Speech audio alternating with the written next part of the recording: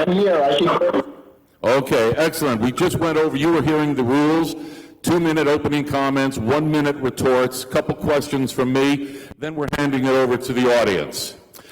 So with regards to the issue of vulnerability disclosures, reverse engineering, the good, the bad, whatever their opinions may be, let's hear it first from Katie Masuris. Okay, so with regards to that comment from Marianne Davidson about hackers should be prosecuted for reverse engineering and finding security vulnerabilities, that's a really interesting stance because, quite frankly, there are 3 ways to find out about security vulnerabilities. Marianne did a good job of talking about ways that Oracle tries to find its own. That's way number 1. You can also have, you can hire people outside of your organization to find out. That's also considerably, well documented as a way to find out about vulnerabilities, right? And those are all, under NDA or within an organization. The second way is for somebody to tell you about it from the outside. And the third way is to find out because of an attack or a failure of the system. So when I look at reverse engineers and the role that they play in security, I look at them as providing a service to the organization in question, because they're catching things that that organization couldn't find itself, or that it might have found but decided not to fix, thinking that maybe nobody else would find it. So they're pointing something really relevant out, which is that issue is actually discoverable, potentially by an adversary, and they're warning that organization before it's used in an attack. So from my perspective, rather than being criminally prosecuted, these people are heroes. These people should be rewarded if appropriate, and potentially hired to find even more bugs. And one other thing is that often software and hardware companies use security through obscurity to hide defects and hide things. And you might have heard that Volkswagen was actually using some fraud, and a reverse engineer discovered that they were cheating on an emissions test. So instead of prosecuting the hacker, I think vendors should be accountable. So the words I'm hearing are hire hackers and bug bounties are good is the fundamental bottom line. What do we think of that? All right, so Mark, your turn. can you hear me? Just put me a thumbs up. Yes, you can? That was almost an Obama move. Can you hear me, Kate? We can hear you. We can hear you, Mark. Okay, so I'm going to begin like any lawyer with a disclaimer, and that says that even the opinions that I express here may not be my own opinions. So any good lawyer starts anything with a disclaimer. However, having said that, let me present the position of a software developer. And the basic position is, it's my code, I get to decide what to do with it. I license that code to other people, subject to conditions that I put on that code. If I want to hire somebody to reverse engineer the code or to detect it, then I can do that. But you don't have any rights to reverse engineer my code, even if your intent is to tell me what you find, other than the rights that I grant you in my code. Even when you install code on your computer, I own the code, and I give you a license. And that license is subject to copyright law.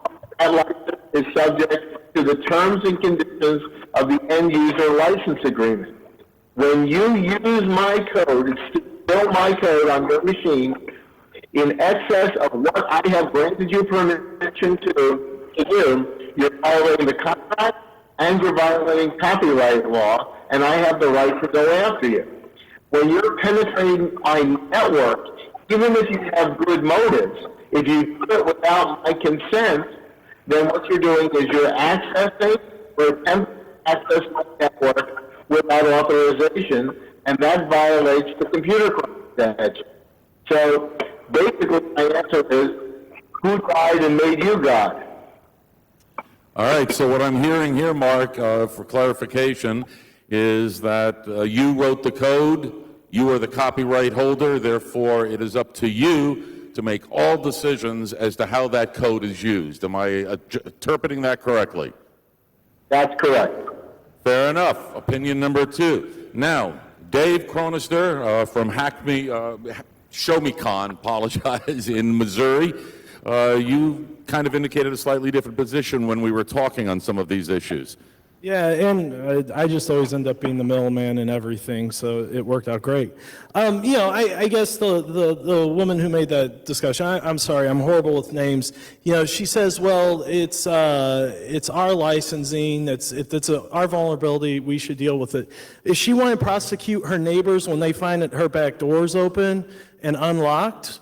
You're saying, well, it doesn't matter about, they are the copyright holders. So should we take this to the nth degree that Mark Twain or whoever received a notice that there's misspelled words in his book, that he should go ahead and that person should be fined for finding an error? The biggest problem that you have with this on saying it's illegal is, well, guess who doesn't follow the law? Criminals. The people that are finding these are dealing with real issues like we just talked about here. The other problem is it's not like I'm going to their servers all the time and the vulnerabilities are only on their servers. This could be on my system as well. And the way that Mark was speaking about this, basically he's saying, listen, it doesn't matter what sort of harm I put your system at, and let's face it, with the internet, this could be physical damage. Because it is my software, leave your hands off of this. This is not so, I feel kind of not fair because Mark's not here to defend himself. This is not something that we should really look at. Now, he did bring up one point that I do agree with, and this is kind of where the middleman is. I think all three of us will agree on a lot of issues here. It's the nuances which make these fun. It's different when I am actually testing for bugs in my own environment, whether it be your software or what. When you get into another area where it's someone else's physical property or you're in the public and you can cause harm to others, that's where I agree that we need to do something. All right, to paraphrase what I'm hearing is this little wishy-washy kind of in the middleman thing, but you made a distinction here that I think is very interesting, that if you are a penetration testing team and you're doing a vulnerability assessment of a given organization, it's okay if you do it on their premises because it's on their physical premises, but whoever said software was physical, which I'm sure would be part of the argument back from Mr. Rash. Katie, 1 minute retort, especially for Mark, I have no doubt. Well, Mark, unfortunately, the audio made you sound like Charlie Brown's teacher, so I'm going to just go with what Wynn's summary of what your argument actually was, because your words were hard to parse for me. But, essentially, you brought up the Internet of Things, actually. I want to touch on that point when I talk about Mark's. Most of the Internet of Things vendors just suddenly realize that they're also software vendors, and they're not actually used to writing more secure code. And a lot of the things that are pointed out to them by somebody doing research, it's often their first time actually understanding that they have a security vulnerability. So I think that more of those vendors actually do need to have a way to receive those vulnerability reports from security researchers. And in fact, in the medical device world in the US, the Food and Drug Administration has issued guidance to them to say that they need to be able to receive vulnerability reports from researchers. So we're seeing a trend towards more and more people allowing their devices to be tested for security bugs, even when that device is not, is physically somewhere else. Mark, you want to take that? 1 minute. Sure, but about you and Katie, did you just summarize it? Because I can hear you, Wynn. All right, she is taking the position that the community and some software organizations are already tacitly allowing it, or in some cases actually really allowing it to take place. Well, and actually federal regulators in the United States are starting to issue guidance to tell vendors that they should allow it because they realize the value of security research. Okay, so about knowledge and consent. If the software owner either expressly or implicitly gives consent to the software, there is no problem. If I invite people to try to hack my software or to try to hack my network, then I've given consent to do it. Where we run into problems is when people try to do this without my express consent. Now, Katie's talking about the area where I don't actually prevent them from doing it, and I don't actually give them consent. And that's the middle area, so I have the right to give to them, but I may choose not to do so. Dave, how do you voice in on this? So I guess there's a couple areas I'll address Mark's real quick. Again, you just said that if me as a pen tester, when I go in and I do an assessment, that I am giving consent. Yet, however, when we're talking about what if it's actually an Oracle database, do I now have to go to Oracle and get consent to pen test on somewhere else, which, by the way, is federally regulated for companies to now do penetration testing? You know, there's a certain distinction there where we have to draw the line. Again, it's one thing if I was going after Oracle systems on Oracle's property. I agree with you, especially when we start talking about 0 days. Now, the problem with security researchers, don't get me wrong, there are a lot of good security researchers out there. However, there is no standard out there. And some of the problems is you may have a security researcher working in a university that is funded, that has errors and omissions insurance. They may have really good credentials. A security researcher may be a 15-year-old that once they get this information may not know what to do with it tremendously. So I think that there needs to be some sort of industry standard. Now, Mark, one of the points that Katie made earlier with regards to this, and you've been making with regards to copyrights, obviously there's some different opinions here. She made the point that, or maybe Dave, you made the point, who's going to do the code? If the good guys don't look at the code, the bad guys are going to have criminals to break the law. Code. However, there may be some issue of copyright law. However, can you address the issue, Mark, of how copyright law applies in all 217 countries equally with equal amount of litigation ability? Well, no. Here's the interesting thing about copyright law in the U.S. Copyright law in the U.S. expressly permits a certain amount of reverse engineering of the code. But the problem with the way the copyright law is interpreted is this. I own the copyright, and therefore I control the software. If you want to get access to the copyright software, you have to agree to the end-user license agreement. I will write in the end-user license agreement terms and conditions that give you the right and intent. Mark, we lost audio. Somebody wave at Mark. Mark, we lost your audio. Don't we love Skype? That's the right answer. All right, we're going to reconnect again. I know Mark has been consistently talking about copyright law, and one of the things he mentioned was EULAs. And we have all clicked, I agree, and how many times have we actually read them? Does that really matter here, Dave? I don't think it really does. I mean, I'm a huge South Park fan. If anybody here is a South Park fan, and they hit this just perfectly with the Apple copyright. You know, we do have something called the prudent man rule, that we should do whatever it takes, what a prudent man would run with.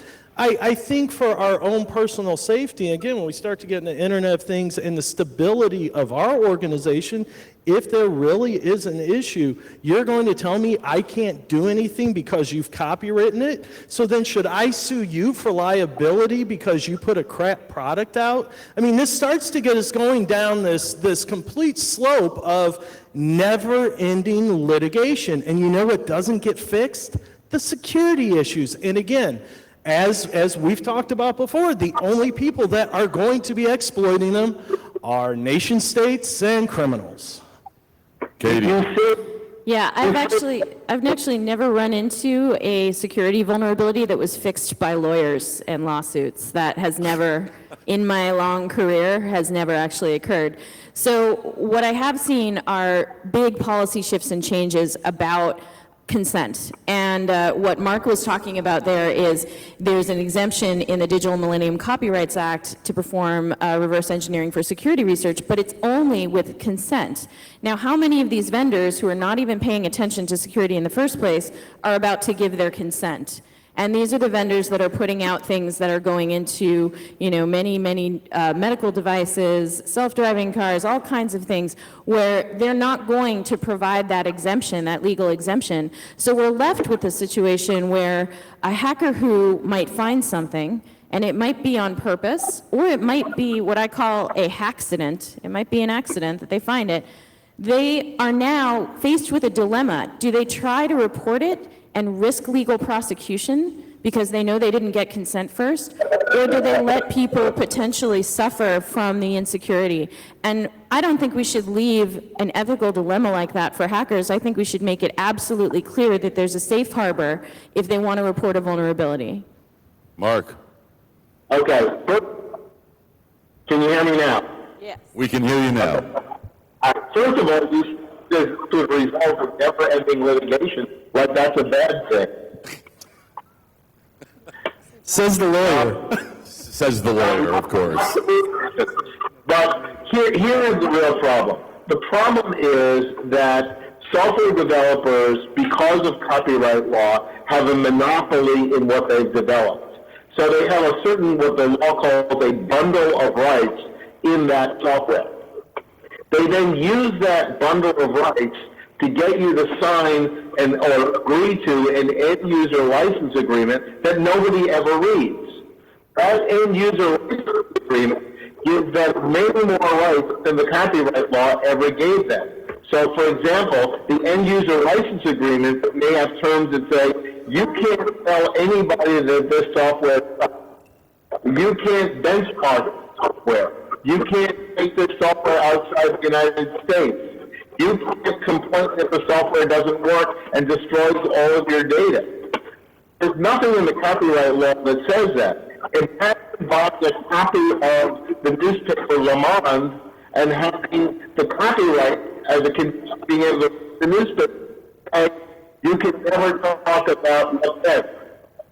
If you agree to that as a condition of buying the newspaper. So what software developers are doing is they're using copyright in the code to get all kinds of rights that they don't otherwise have. Okay? And that's really the problem when we talk about testing and reverse engineering is where do you draw that balance? He's a lawyer. It's okay. I grew up an analog engineer in the hardware world, and throughout at least one of the presentations today was on some very interesting issues regarding cracking into and bypassing physical security devices. And in some cases, it's hardware reverse engineering, maybe a little bit of firmware. Katie, from your position, hardware reverse engineering, firmware and software, are they the same? Should they be the same? And what is your vision of this? Well, no hardware usually works unless it actually has firmware. Firmware is the software that interfaces and makes the hardware work. To me, I look at all reverse engineering as a very, very highly necessary skill set to secure the planet. There's hack the planet to secure the planet, and I look at them all as the same. I am very much of the opinion that if you can find a vulnerability, that it's possible that somebody else can find it as well. And the worst thing that can happen for security is threatening researchers such that they go underground and non-disclosure. It's not that, threatening researchers and they decide to sell it somewhere, somewhere where someone's going to use it for attack. It's actually masking the discoverability of these flaws via reverse engineering that's most dangerous for security. And masking it is as a result of all of this fear of litigation and prosecution. And I think that not only silences the researchers, but it actually makes security worse in the long run. So in the future, I would love to see a clear and easy way for researchers to report vulnerabilities without fear of prosecution. Okay, what company owns Skype? I had to make that joke once Never at mind. MOVAT. We're Yeah. going to wait for Mark for 1 second because I want him to get into some of this hardware issue and so he can hear the question because I grew up in that world and we had some very strong feelings. Mark, can you hear us now? Okay. Mark, I want to take what Katie said and add one piece of information. Back in my day... What was that? Can you hear me now? Give me a second. Oh, that's much better. Your audio is better, whatever you just did. Okay. Okay. Back in my day, we used to design amplifiers and circuits to do audio. There is only so many ways you can take a single transistor and make it amplify something 12 dB.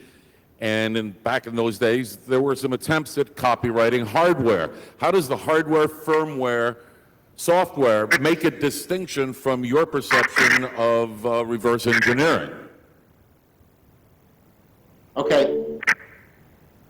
Distinction between software is slowly disappearing, and no evidence in the area of the Internet of Things. Can you get closer to your microphone, Mark? I assure you, Mark, can you get closer to your microphone? Can you wave at him, Dave? embedded software. Mark, can you lean closer into the microphone? Because it's really breaking up. We're going to try. We're going to try a new technology. If only some reverse engineer were Reverse to help engineer, you'll get good. make this work. Oh my God. Okay, give it a go.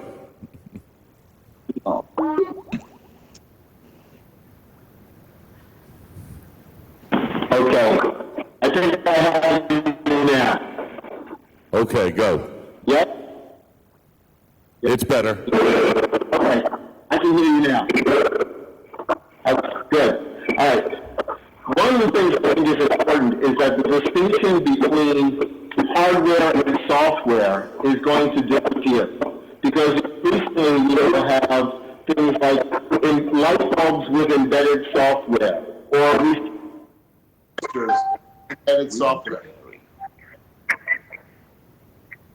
Say that last sentence again.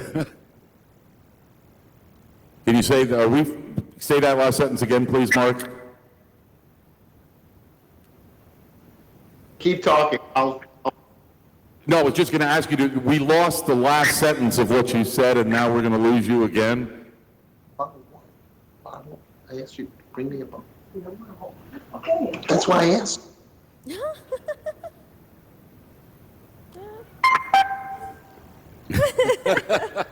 All right, Mark, try again.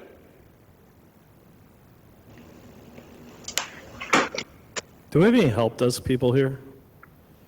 Maybe if we don't send him video, maybe it'll be a little better for the bandwidth.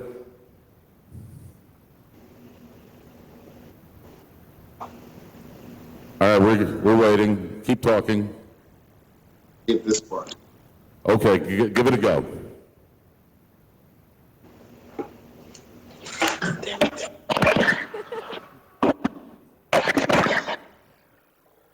All right, so much for Skype right now. Dave, let's get your opinion on, wait a minute, is he here? Nope. Let's get your opinion on the hardware, software, firmware that Katie was addressing. She doesn't see a whole lot of difference.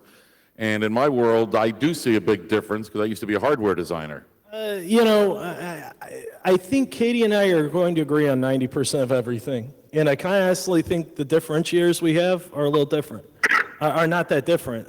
The big issue I have when I talk about hardware, let's look at it even outside of computer hardware. I'm a guitarist. I've played for 30 years. The first guitar was made from a lute. It was changed into a different instrument in the 1900s. That's not a guitar. That sounds like Jimi Hendrix. Les Paul, he did not reinvent a new instrument. He reverse engineered it, made it better. Leo Fender, in my opinion, made a Fender Strat, which made it even better. We sometimes have to be on top. We have to be on top of giants. That is, we have to reverse engineer to make it better. Why start from scratch every single time? I think no one would disagree. If I reverse engineered it, a la the Chinese, and re-engineered it exactly the same, there's a problem. If we reverse engineer something and we find an issue, it's not really a problem. The problem is what do we do once that happens? Are we responsibly disclosing it? Are we giving it to the right people? Are we going to a con and showing how cool it is before it's actually being fixed? That's my big issue there. And again, hardware and software, there will always be distinctions. We're meat space, we're info space. All right, now we're going to try this with video only in one direction now. Mark, give it a go. Go. I hear you. I don't you can see. We can see you. So there's no doubt that a team of people in software, I brought my own. Of course, it's 11 o'clock here in the morning. It's never too early for wine, right? So there's no doubt that a team of people reversing code will look to find vulnerabilities. And if those vulnerabilities are properly addressed by the developer, they can make the code better, more secure. Right? The question is, what mindset? All right. Mark, this is probably clearly not working. Dave, you want to wave at Mark? And There's no camera on this side. No camera. All right. He agrees with what he's saying. Can you type to him and tell him that the audio is gone and we may need to disconnect this and continue without him? He should try it with no camera on his end. Yeah, try it with no camera, one more shot. One of the cases that, in fact, because of that industry, there was a case legally where I believe it was Gibson sued Ibanez in the 1970s for copying guitars.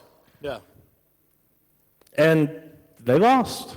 Ibanez is still making guitars. I have 3 Ibanez lawsuit guitars. If you're a big fan of them, I mean, it's kind of like someone trying to copyright something like air or using the word a.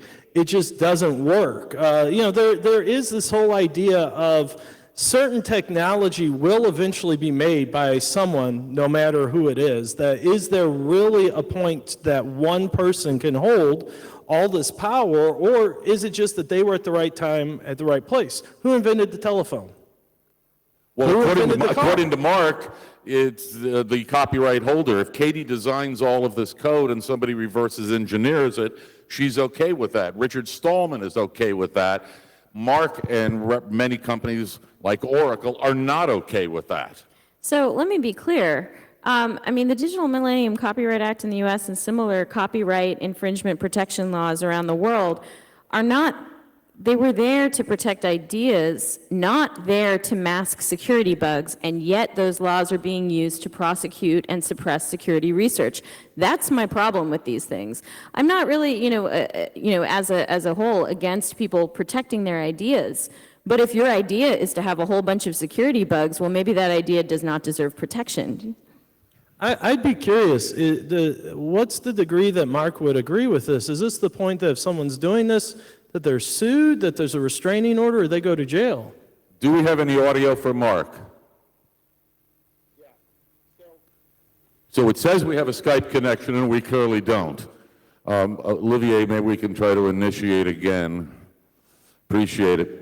So I can talk about, there's an exemption process that happens every 3 years in the Digital Millennium Copyrights Act, and one of the exemptions that got put in this last year was actually to allow hardware reverse engineering for security research without that magical consent bit.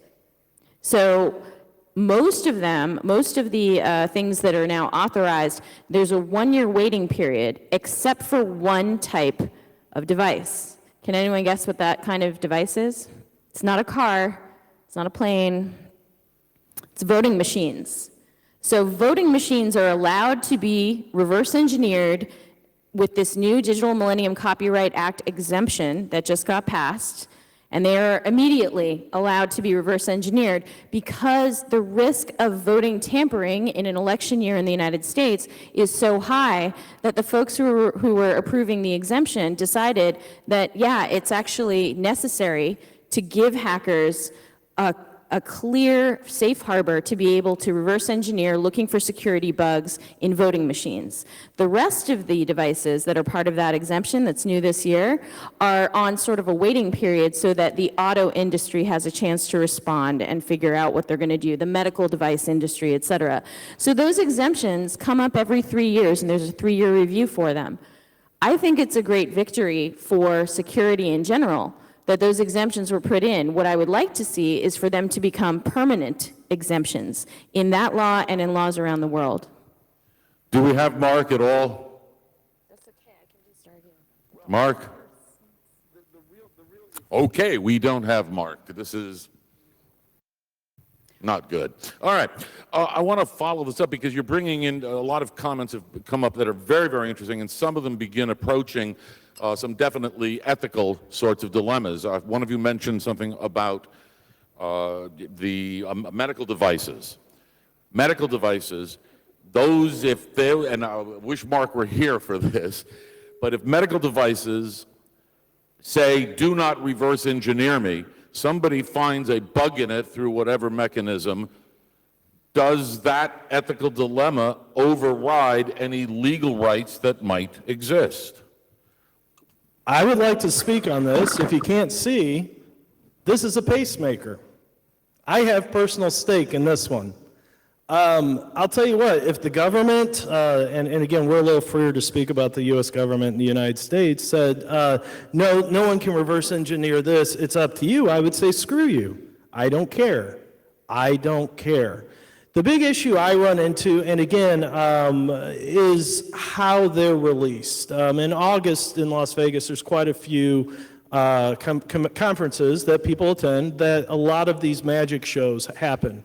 I've actually sat in a couple of talks where people have actually talked about how to actually disrupt pacemakers and defibrillators and things like that. I know there's vulnerabilities.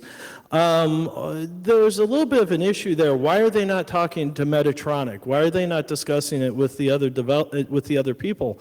Again, if you're doing responsible disclosure, part of that responsibility is to give the companies time to actually fix it. And unlike a car, which a new model comes out every year, a pacemaker, I get this, I've had this since 2003, it's replaced once. That vulnerability will be in my body for the next 16 years. If you're doing this to actually fix a problem and not to become a, quote, InfoSec rock star, to steal that quote from Mr. Street, you'll wait that time. You will work with that industry, and there are researchers that do that. Well, Tesla came to DEF CON, what was it, 2 years ago, and they said, hack our car, but they didn't really allow that much. So I do want to respond to the subject that is literally near and dear to your heart. It is literally right there. And that's the fact that a lot of medical device manufacturers don't have a way to receive vulnerability reports. They have no published security contact. So it's actually quite difficult to find someone to report it to. Also, a lot of security researchers have tried to contact those medical device manufacturers, and guess what happens? They get sent a cease and desist, which is, legally basically telling them to GTFO and not come back and not do any more research. So security researchers have contacted organizations like Medtronic and other devices and tried. Now, I think that if an organization is actually open to working with security researchers, they are following the ISO standard for vulnerability disclosure, of which I'm an editor, and they have a published way to reach them, and the researcher still, decides not to go that route and just to release it and release exploit code, that's one thing. But that's actually quite rare, especially around researchers who are doing research on medical devices. A lot of them, they're doing this at great legal risk to themselves, and they're reporting them at great legal risk. And so the last thing I'll say about it is the Food and Drug Administration has had to tell medical device manufacturers to dispel a myth. So the medical device manufacturers were saying to some researchers reporting, they were saying, you know what, that is a valid security issue, but if we were to issue a patch, we'd have to go and get recertified for use in the field by the FDA, so we can't patch it. And that's a lie. And so the FDA now is telling the medical device manufacturers, stop lying and using us as the bad guy. We're telling you, you need to respond to these security issues and you need to find a way to fix them. Mark, do we have you? Okay, can you hear me now? Yes, we can hear you now. Perfect. Okay. This is the triumph of effort over technology. Yes, it is. But basically, Katie was just discussing some of the recent changes in the laws with hacking, quote unquote, medical devices that researchers receive. Cease and desist letters, and now the FDA has been telling the vendors, oh, wait a minute, you got to be a little nicer than that. How does that affect any of your position? Do you agree with that? So,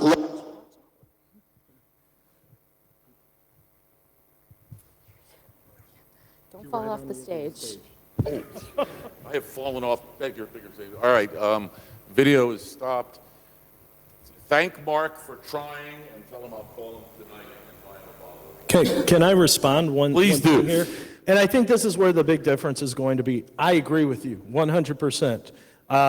In our firm, we have found 0 days before, and it's been everything from thank you very much to, well, why did you do that? Again, especially on, and it was incredibly stupid stuff.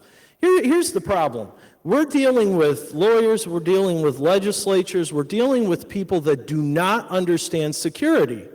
And I think where the wishy-washiness comes in is, I don't think something should be illegal. I think security research needs to be done, but we need to put our big boy pants on as an industry and say, listen, if you're going to do security research, you need to have these qualifications. If you're going to do vulnerability disclosures, you need to do it in this format to these people. If they are not going to respond within a certain amount of time, an industry accepted amount of time, then we go to the next step. And that may be where you throw out that 0 day as public domain. But we need to have it in some sort of real world terms, because I can tell you what's happening on the other side. The first, if they receive that vulnerability or that exploit or any white paper, their lawyers are going, nope, nope, nope. This, you are admitting there may be an issue and you are going to have a class action. I've sat on phone calls with lawyers that wanted to have class actions against some really well-known vulnerabilities that have been discovered. And I said, you guys are idiots for doing this. Number one, there's compensating controls. Number two, you are hurting the cause. Suing companies is not going to make things better. Opening a communication, but a communication that works good for both in both ways is going to be the best way to do it. Mark, are you there with any audio? All right. Oh, wait. I was going to follow up because you were kind of talking about certification for researchers and Not necessarily certification, but there's standards things. of performance. Is there, because there's nothing right now. I really think in our entire industry we need to. I mean, let's face it. Who here is Red Team? Yeah, we've done Red Team. We do pen tests all the time. SysDreams does pen tests. I can't even begin to tell you how many times I go in after a company who's done a really good pen test, and it's a Microsoft Baseline Security Analyzer report. You know, it is one of these, this is systemic across the entire industry, but for vulnerability research, I think this becomes very important because not only is it that you're not just running an exploit that's well known, you are breaking something, and you better have very good understanding of what you're doing. And I think insurance, different things like that, you need to have that to be able to do this in a secure and in a good way. Responsibility. Katie. Okay, so let's drop some actual statistics around this. How many of you think that all vendors are prepared to hear how they have security flaws? Great, 0 of you. The actual statistics in the Forbes Top 2000, these are companies who are publicly traded, make a lot of money, spend a lot of money on security. 94% of them have no published way to report a vulnerability to them. So when I hear things like, well, researchers need to do this and researchers need to do that, what about these companies who have tons of money, spend tons of money on security, and they have 0 process to hear about their flaws from the outside? That, to me, is the bigger end of the problem, not what the researchers are doing. Further, I've seen researchers who are as young as 5 years old find authentication bypasses. The youngest hacker that I ever had to send some kind of bounty-ish thing to was a 5-year-old who found an auth bypass in the Xbox Live password field. 5 years old. I cannot imagine any kind of regime that required certain behaviors and certain ways of doing things when you have the most creative security researchers and hackers under the age of 24, and in fact, even teenagers not even legally able to, fly on a plane unaccompanied, let alone drive a car, let alone any of those things. And so I look at the vendors as being the ones who need to be responsible for writing more secure code and responsible for opening up their ears when somebody finds something. Well, okay, so a question about the 5-year-old. Had he done something wrong... He did. He broke the law, actually. No, we're talking about, had he brought down, what was the network? No, he didn't bring down the No, Xbox Live network. I know. What was the network? Xbox, you said? Yeah. Let's say he accidentally brought down the network. What sort of financial recourse would Xbox have? Take away his Play-Doh? You're saying it's 94%, but what you're not saying, what you're saying is public disclosure. No. Yes, I will totally disagree with you on that, because in the United States, if you deal with healthcare, if you deal with financial, if you are a public company, if you take credit cards, you have to have testing done. And a lot of these, it's through NDA. So every vulnerability we find, we have it. There's a big difference between bug bounties, which I think you have to be a very, very secure and open to a lot of issues to take a bug bounty. There's a difference between that and having professionals actually testing. Now, I don't disagree. I had a 19-year-old as an intern this year who blew my socks off. But the thing is he's human, just as all of us are human. And as businesses, as industries, we have to understand they're not going to be perfect every time. So how are we going to protect ourselves as an industry? We just say, whoops, he found an issue. Well, he was only 5, he didn't know any better. Or oops, they caused billions of dollars of damage, but they don't have any insurance, so sorry, not much you can do. That's why these companies, let's face it, are driven by money. They have to look at what is the risk associated with it, and not just what are the security implications. Most of these companies I deal with, and I deal with quite a few, are open to this, but they understand it. If they go too public with it, they're going to get sued. They get stigmatized in public. Bug bounties, unless you're very secure, or a bad idea. So they work with companies. I can't tell you any of the companies I work with because it's an NDA. It doesn't mean that they don't want people to know they're doing security. That's just the way it is. It's not 94% not doing anything. Well, let's carry this What on. I- Oh, What Katie? I was saying was 94% have no way to reach them. So I was responding to your thing about, well, hackers should behave in a certain way and they should tell the vendor. If the 94% vendor of has who? 94% of the Forbes 2000. So these are the top companies, according to Forbes, in the top 2,000 of their list. And that means they've got tons of assets to protect. They're making a lot of money, and they're spending a lot of money on security, like pen tests and like appliances and firewalls and all that.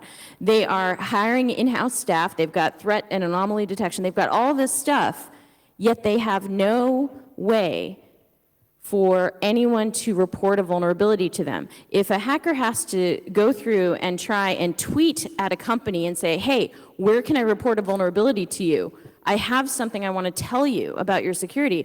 I think that is a huge failing in the industry at large. And I think we need to address that problem, because essentially that sets this tone where the hacker doesn't even know what is expected of them, of that vendor. They are just trying to find the right contact. Having started 2 vulnerability research programs, I started Symantec vulnerability research, I started Microsoft vulnerability research. I can tell you that even with the mantle of those giant mega corporations, I had a hard time finding the right contact at different vendors where we were finding vulnerabilities. If Symantec can't find the right contact, if Microsoft, with all of its partnerships, can't find a security contact, what hope does an individual security researcher have in identifying who to even tell? The Fortune 2000, how many of them, what percentage would you say are actually client-based or server-based internal software companies? I don't understand the relevance of your question. Well, the relevance is, let's take back to the 5-year-old. The 5-year-old went on someone else's property and without their permission, yes, authentication bypass in their network. No, that's not what happened. He wanted to play some games that his dad wouldn't let him play. So he messed around with the password field, logged in as his dad. And what did he log into? What database was that stored in it? He committed a crime under the Computer Fraud and Abuse Act. He gained unauthorized access to somebody else's account and used it to play, first-party shooter game. So if I come Bad child. if I come to your house and I take a key and I lockpick your front door and I open it and I go, hey, don't worry about it. This is just a vulnerability assessment and I just found a weakness. It's 2 different things you're talking about here. You're talking, and this is the clear, concise that we need to deal with, that we're not. A lot of security researchers say, hey, we're just doing this because we want to do good. The simple fact is your rights end where we say in the United States, your freedom of speech ends right here. Okay, and it's the same when it comes to vulnerability research. Had that been Xbox that he, back in the 90s, been able to break copyright, that's an argument. He went to an online service and he actually violated a trespassing law. He violated a digital trespassing law. And at that point, there is a clear distinction there of why. And you're going to tell me that, well, it's your problem there is that Sony is the problem because they are not reaching out to him. I think the problem there is more of we are encouraging 5-year-olds to go to live networks that have real-world consequences and actually try to find security vulnerabilities. So it was Microsoft, because it was Xbox Live, and in 2007, when I joined Microsoft as a security strategist, I put up one line that said, if you report a security vulnerability in our online services, we will not pursue legal action against you. All that took care of was the civil liability. But the federal prosecutors could still go after those individuals if they wanted to, because it essentially said that Microsoft wouldn't sue them for damages if they gave a chance to fix it and reported something in online services. But they can't undo the law, and it's still a felony against the law. Now, with that in mind, what this kid did was well, he technically, what he actually did, he entered the wrong password in the password field for his dad's account once. And then the next time, he just leaned on the space bar and filled up the password field with spaces. And that's how he got into his dad's account.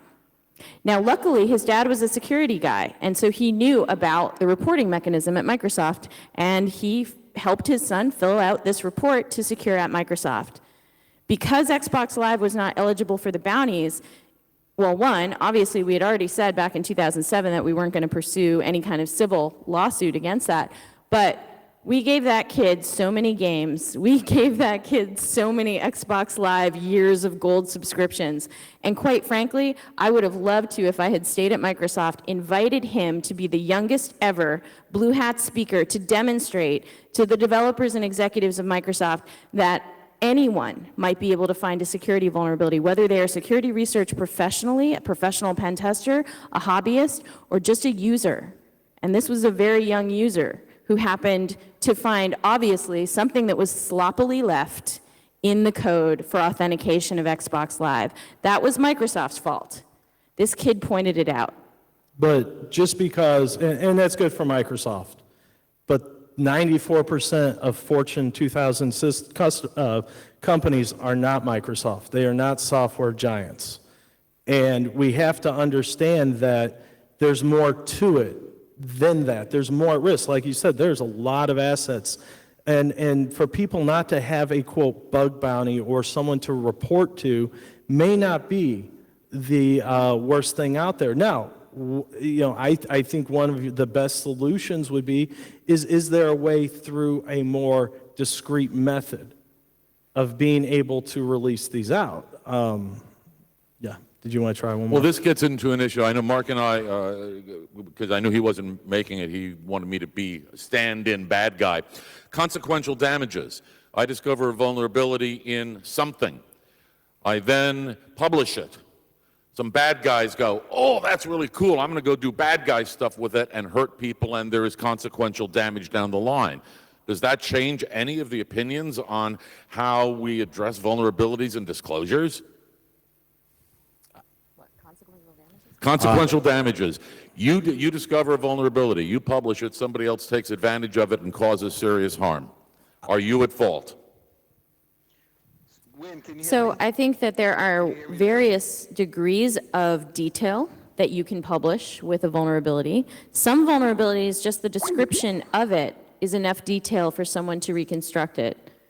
But in fact, even the publication of a patch, speaking of going back to reverse engineering, even the publication of a patch is a disclosure of a vulnerability. Everybody hear of Patch Tuesday, Exploit Wednesday? It's more like Patch Tuesday, Exploit Tuesday afternoon, a couple hours later. So, can you hear me, by the way?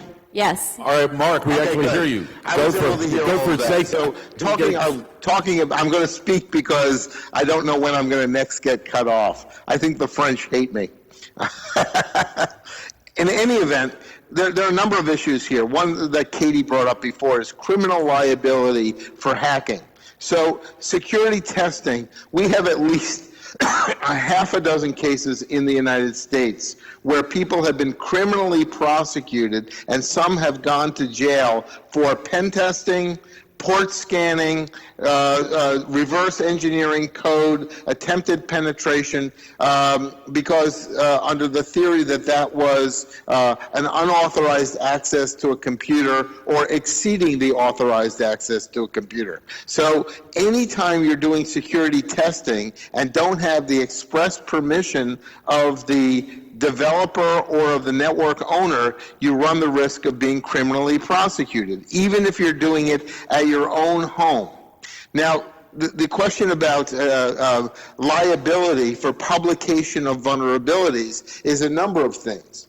One is the idea that you may be liable when somebody takes that code and uses it to hack into a network or exploits the vulnerability that you have now disclosed. So we have the concept of responsible disclosure that you should.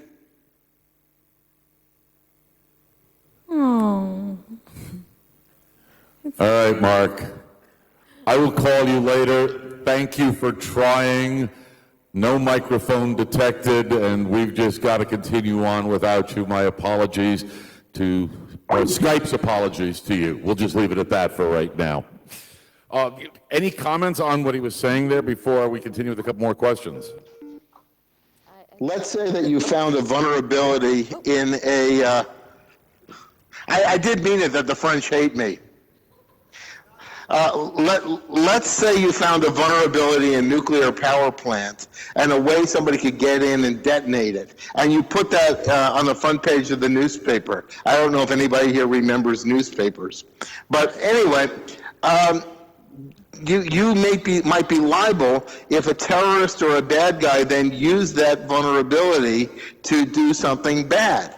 So that would be the theory about irresponsible disclosure or negligent disclosure of a software vulnerability or a hardware vulnerability. The second thing is, if you disclose a vulnerability and that leads to a loss of sales by the company that has the vulnerability in their code, they could argue that you were disparaging their code in violation of the end user license agreement, even though what you were saying is truthful, and that you were interfering with their business relationships by pointing out the fact that their code was vulnerable, and they could sue you for lost sales. Now, I'm not saying they would win, but they could sue. So there's all kinds of risks associated with trying to do the right thing. I think you're going to get a response, and hopefully you'll hear it, Mark. Dave first? Yeah. Okay, so first, let's talk about two different things here. 0 days and first days, right? 0 day, there's no patch there. And to me, they're irresponsible, they're immoral. Okay, and Mark, you just said anybody that would find a, quote, 0 day vulnerability in like a nuclear power plant, let's just say it's like a Siemens nuclear enrichment power plant by chance, and unleashed two countries, we won't mention their names, unleash this to maybe a third world country, put that onto the front page of the New York Times, and then, lo and behold, someone was able to, just by description, start to reverse engineer and mutate this to go after almost every SCADA network in the world. I would call that extremely immoral, whether it's the government or someone that does it. However, I will concede that once a vulnerability is out there and a patch is out there, that's a whole different game. It's on the client to actually put them on. Right now, we still see, was it MS-0867? We pwned a network last week for this. My God, it's their fault, right? But we are security folks, people. If there is a vulnerability, I was at a major conference in Louisville 2 years ago when Shell Shock came out. And instead of a group of people figuring out how to fix it, they were writing exploit code. We are security folks. This is not what we do. We help each other's security. Katie? I just want to follow up with something else that Katie pointed out, and that is that very few companies and even fewer software developers have a mechanism for you to report that you found a vulnerability, and worse, almost none of them outside of formal bug bounty programs have a mechanism for you to be compensated for reporting that. And as a result, there's very little incentive for people to look for vulnerabilities, and even less incentive for these companies to fix them. I absolutely agree with that. I think that, put it this way, the risk to a security researcher to try to do the right thing, which we all agree, doing the right thing would be to try and report it to somebody who can fix it. That's the right thing to do, right? But the risk to a security researcher right now far outweighs any incentive, whether it's just the incentive of doing the right thing and feeling good about yourself, or in the small cases where organizations have started offering cash rewards in the form of bug bounty programs, which are actually just a different kind of pen test. I mean, it's just totally different. Right. Different kind of pen test. I mean, I remember because I was in back. fact, Katie, I disagree with that 100%. Hold on, I was a pen tester. Wait, stop. I was a pen tester back when it was hard to convince organizations to hire hackers under NDA to show them their weaknesses. I remember this. I lived this. And I remember that was the age where we had the skills. We were good people who knew how to do bad things. And we were trying to actually help organizations and be compensated for our skills and our work. There is nothing different about the average bug bounty hunter than that they are freelance agents trying to do the same thing. Their skill sets is part of running a business. My wife and I have run a penetration test business for a while. I won't speak for Sys Dreams, but I can tell you there's a couple things that most security researchers have that we don't. Number one, how many millions of dollars of insurance do we have, Renee?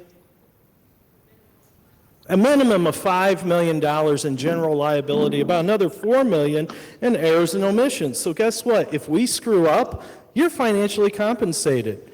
Number two, we have background checks. Number three, there is some sort of competency that we do on our testers to ensure that we are within scope. We don't go ad hoc, carte blanche, and go after everything. Again, there is skill sets, but that's not all penetration testing is. The second aspect of this is most companies, when we do pen tests, are asking us to do it. In many cases, if a company says, we do not want this, and it is their servers, it is located, housed on their environment, why are security researchers doing it? I agree actually on the importance of scope. The importance of scope is very important, and that is why actually if organizations publish what they would like to hear about most, and what, especially if they're doing, even if they're doing just a vulnerability coordination program, I know everybody loves that word responsible, I won't use it, but if they're doing a vulnerability coordination program with no cash rewards, publishing what's expected in terms of what they hope to hear from the security researchers, publishing things that they really would rather the researchers not do, in terms of violating privacy of other users, doing physical attacks, all of these things that they really are saying, please don't do this and don't DOS us, but we would like to hear about the following types of vulnerabilities. That is very valuable. And obviously, when you're doing a bug bounty program, that's essential. These are the things we want to hear about and we'll pay for. These are the things that are out of scope. So I completely agree that even for the freelance, hobbyist, or bug bounty hunter, scope is an essential tool. And quite frankly, it's those organizations that have no reporting mechanism, not talking about bug bounties, but just no reporting mechanism where they don't define that scope. They are, in fact, not just cutting off potential researchers who they might even want to recruit or hire under NDA if they find something very particularly interesting. They're cutting themselves off from that. They're also cutting themselves off from being able to say, you violated what we asked you not to do. So I agree with you about scope. Even for freelancers, it's very important, but it falls on the vendor to define that scope and put it out there so that the researcher knows where they shouldn't go. And likewise, if they have let me no just reporting point out- mechanism, they have not put any scope out there, you would agree that researchers shouldn't be touching their environment. I think that sometimes I it want just to point happens. out the differences between, I don't know if you can hear me, but Yes, I we want can to hear point you. out the differences between a bug bounty program and a pen test.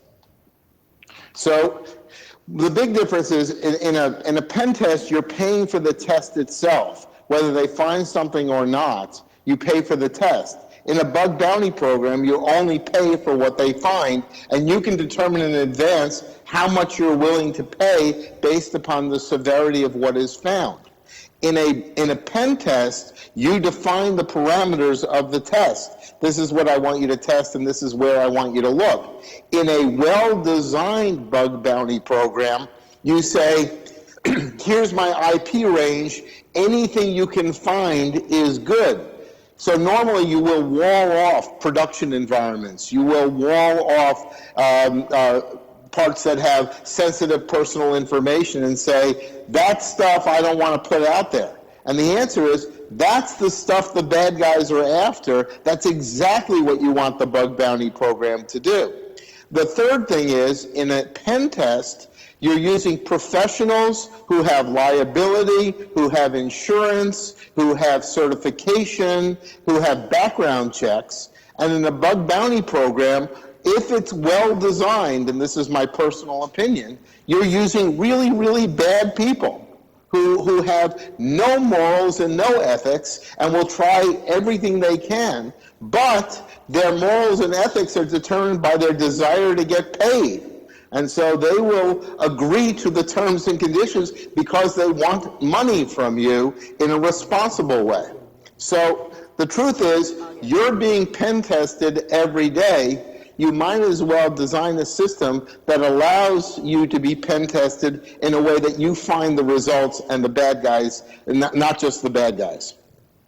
So I agree with your last point there, Mark. You know, you are getting pen tested every day, and the idea is to design something where you'll actually receive the report, right? But where I disagree about bug bounty hunters versus professional pen testers, number one, they are not mutually exclusive. There are professional pen testers That's right. who do bug bounties on the side.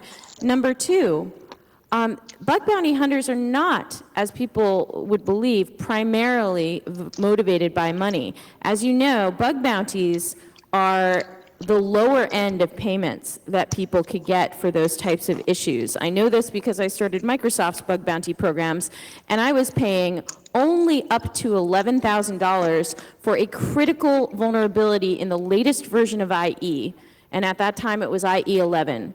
Each of those bugs could fetch 6 figures on the black market, or the offense market, essentially.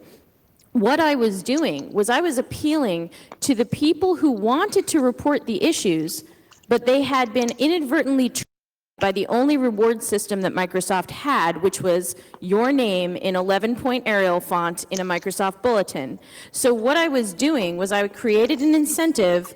It was a much lower price than they could possibly get if they waited until after the beta period, and I created that incentive at the beginning of the beta period of IE 11.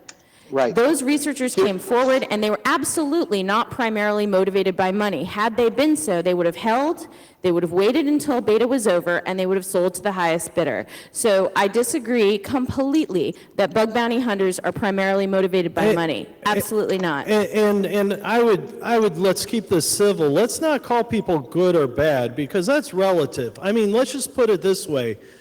A certain government paid $3 million for an exploit that could have been reported to Apple, but was instead given to some country to unlock an iPhone. Were they good or were they bad? Exactly. Let's just keep it as a security.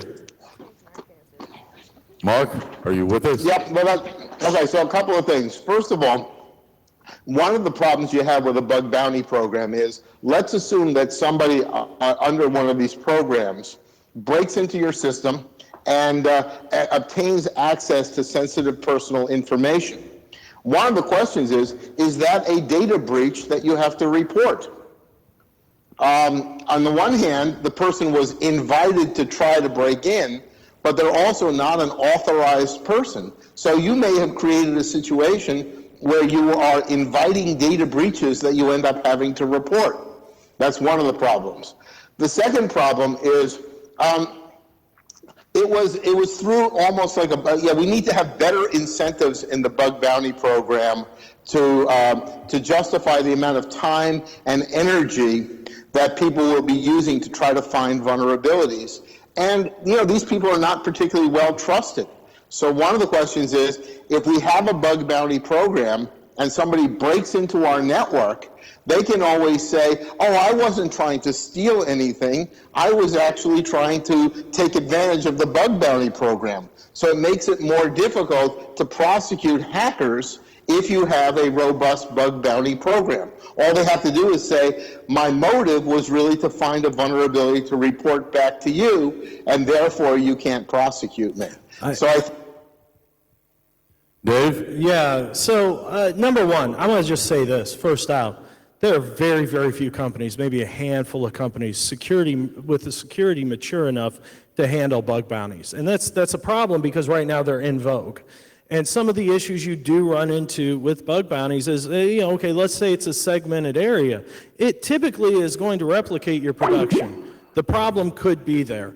Now, I'm not saying that everybody that does bug bounties are bad, but I can tell you from a security standpoint, and if you're running a SOC, you may not be able to tell between the malicious attackers and those that are actually just trying to help you with a bug bounty. And I can tell you there are companies we've been dealing with that are wanting to run bug bounties, and we're like, whoa, you guys aren't even patched yet. You're way up here. You need to be down here. So, I mean, bug bounties are not necessarily bad, but I mean, you're talking Google, Facebook, with thousands of geeks out there and with hundreds of responders for a single issue before you even get to that level.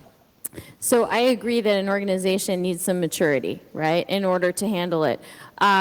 I created a vulnerability coordination maturity model, and actually, because I was once a Linux developer who had to wear multiple hats, I created a Linux, vulnerability response program, and I was also a developer on their team. So the maturity model isn't necessarily on how many people you have dedicated to do this response or how big you are.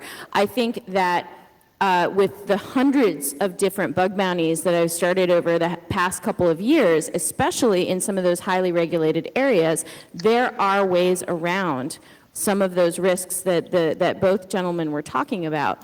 For example, in an industry that is highly regulated where you have to actually report any breaches, what you can do is if you have a cloud instance, you set up a separate cloud instance and you have them test against that. That's one way to do it. That's very popular in these online healthcare type of folks who want to start a bug bounty program.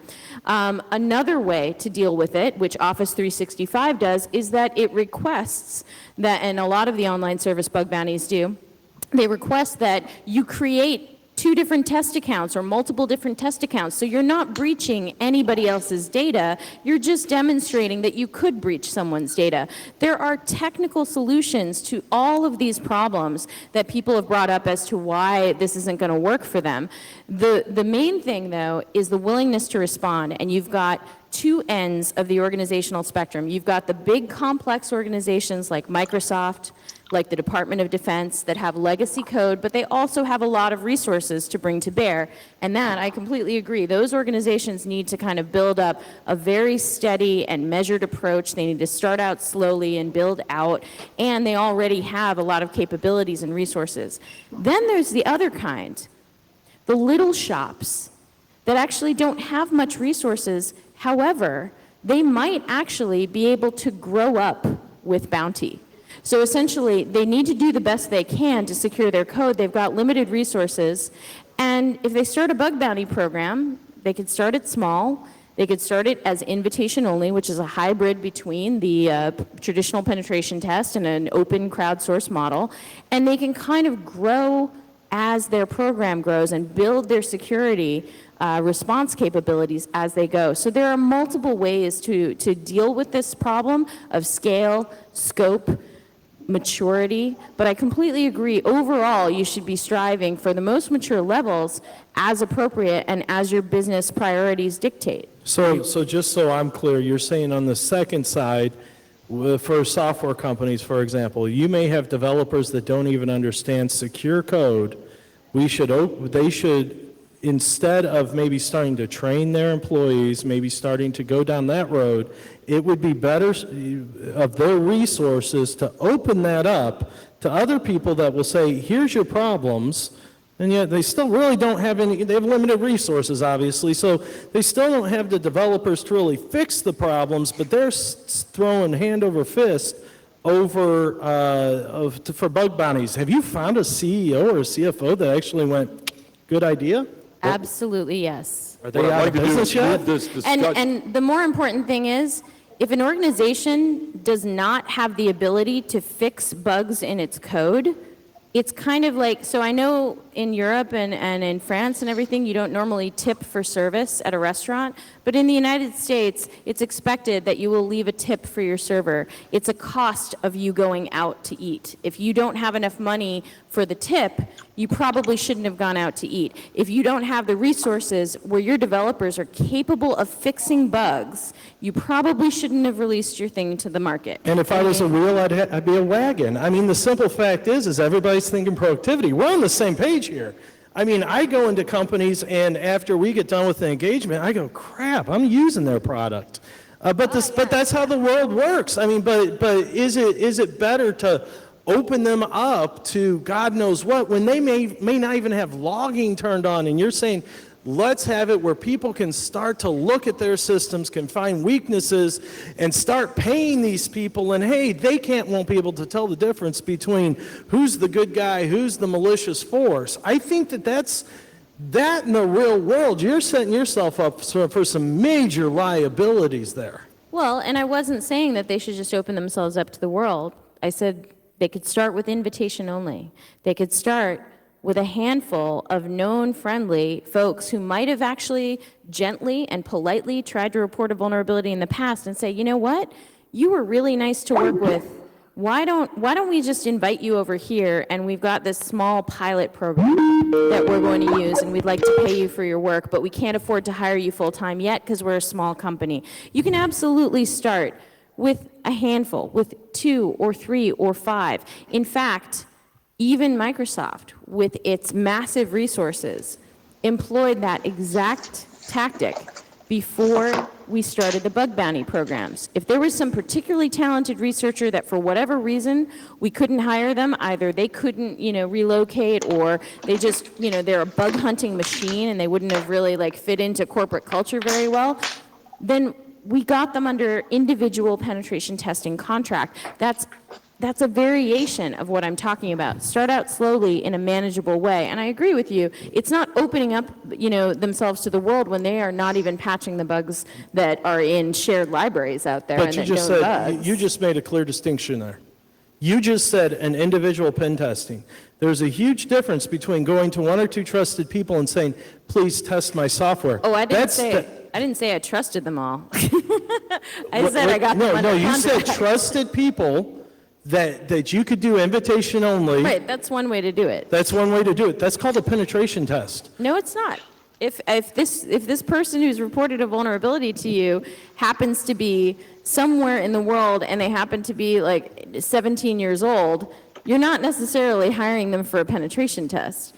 You're basically saying, look, if you find bugs, I'll give you some money for each bug you find. Okay, I want to take this into a direction a little bit now as we wind down that we have touched on the edges of. We've talked about the ethics and the morality of the white hat, the black hat, the gray hat, the motivations behind folks, whether it's the medical devices, the nuclear thing, or going to another country to get some code for an iPhone. The world in security is largely about attempting to control behavior, typically of the bad guy, bad code, what have you. This new world we're moving into with autonomous machines, that's Mark making noise, I believe, at his computer. Yeah, I didn't know you could hear me. Or, yeah, we can hear you chewing.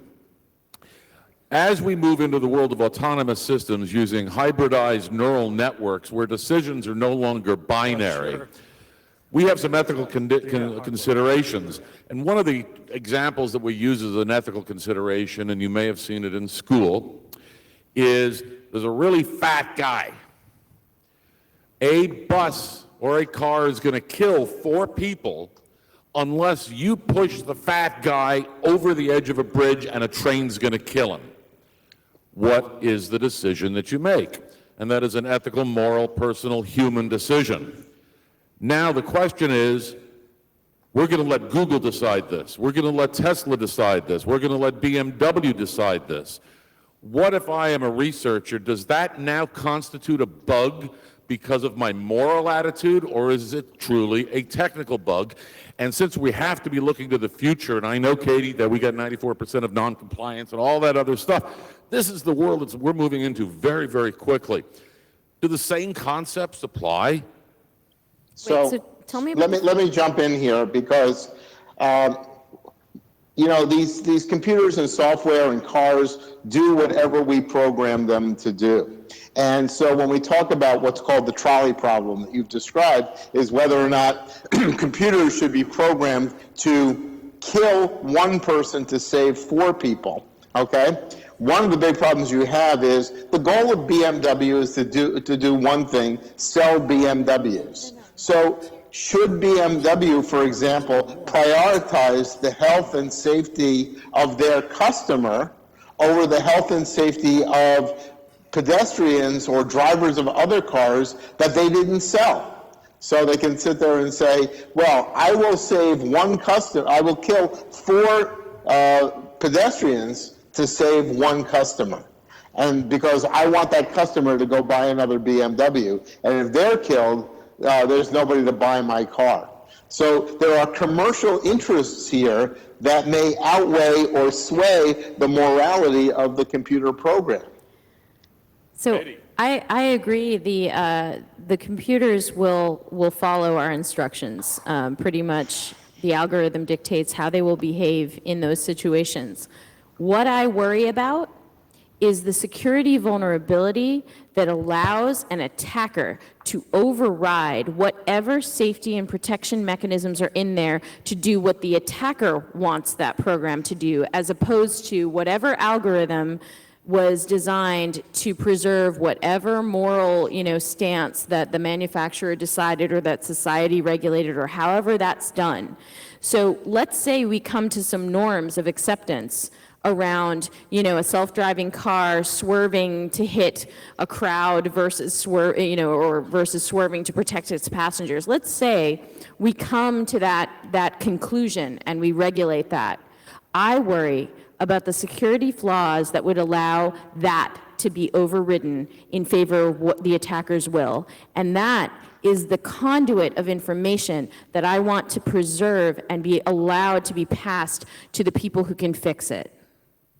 I think this is kind of one of those trick questions, okay? And I think this is one of those areas that Woz and some of the other people are saying, autonomism, I can never say that word, is going to be an issue, because you say, okay, there's a fat man that is crossing the street and he may get hit, but it will save a busload of people.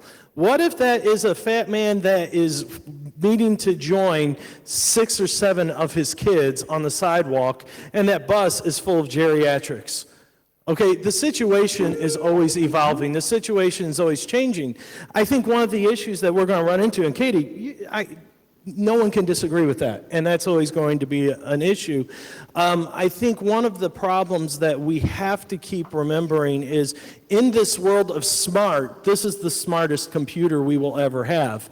And from a security and from a safety standpoint, the reason the winners are always going to win, or the winners are always going to win, is because they're winners. The hackers will always win is because they are discerning.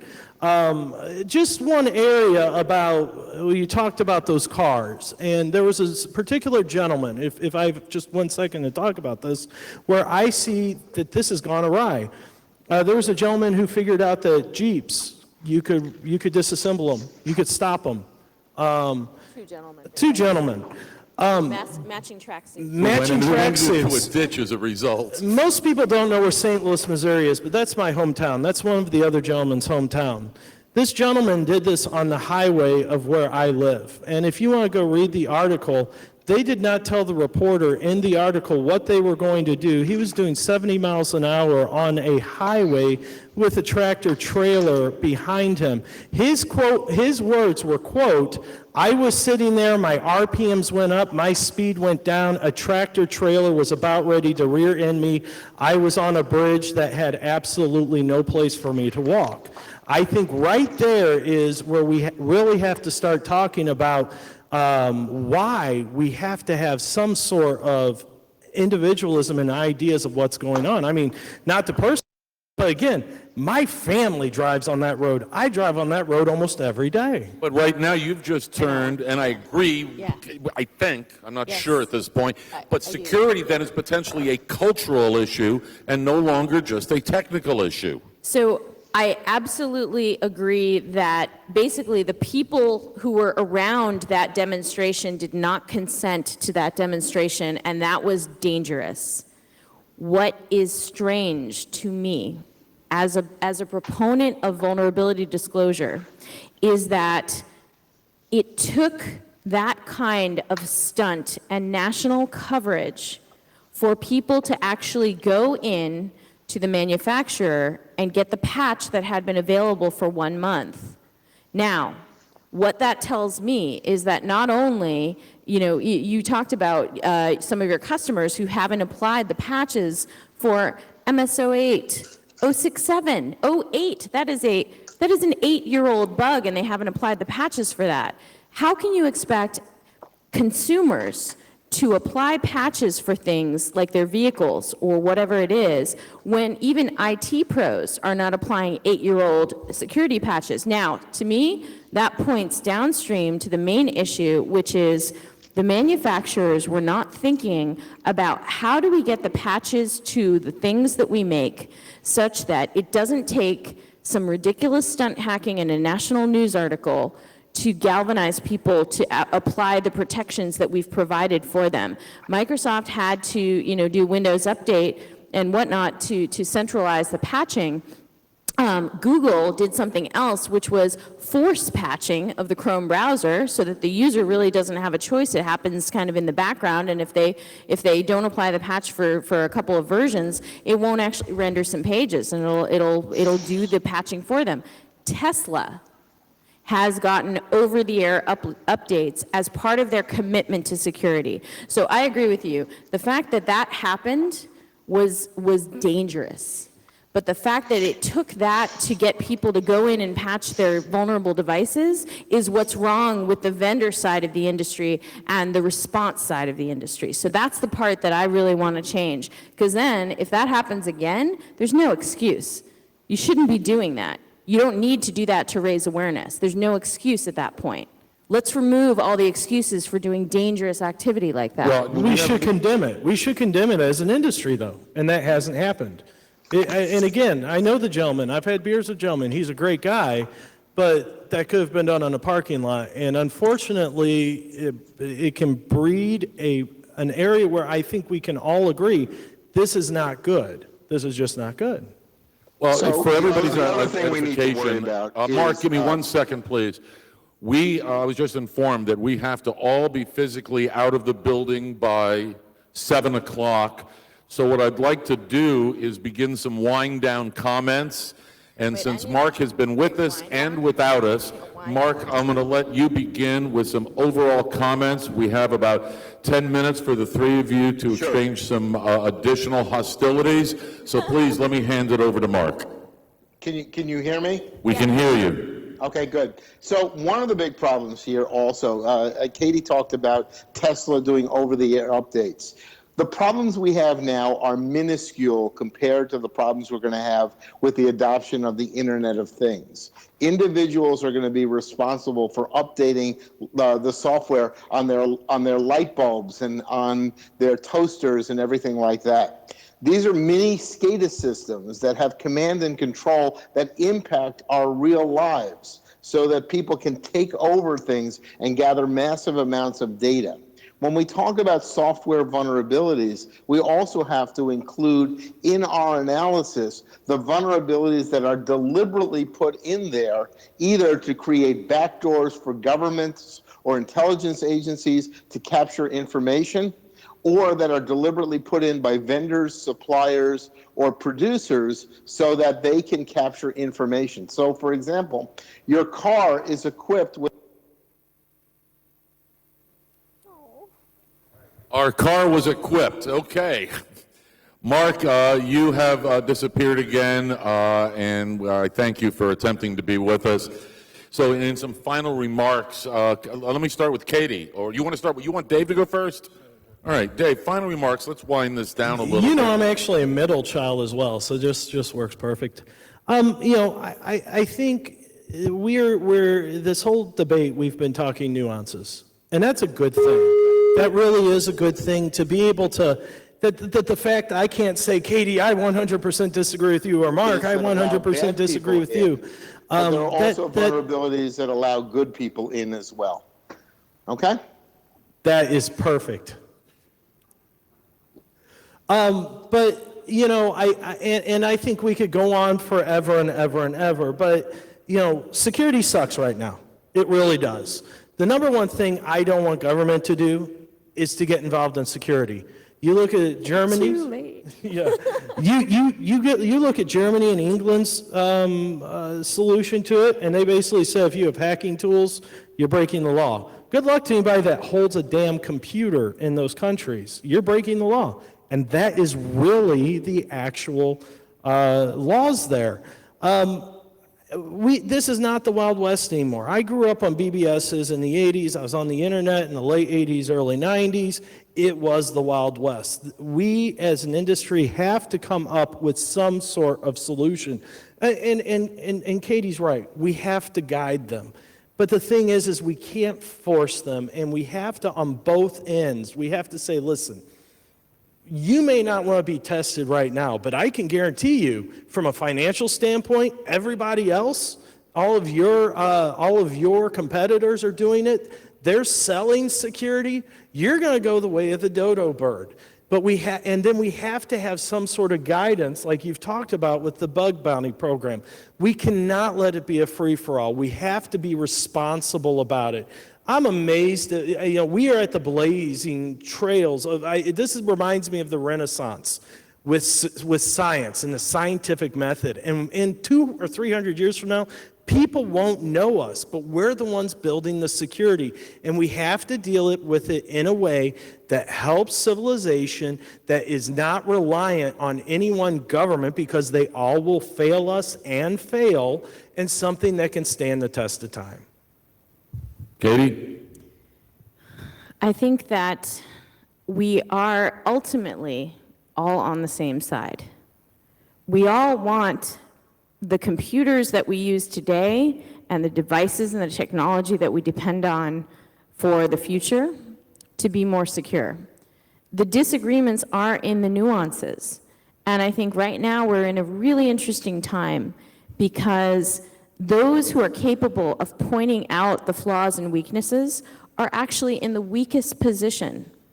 And as more and more of these regulations and these organizations say to them, I don't want to hear about what you found, what they're really saying is, I don't want you as an ally in defense.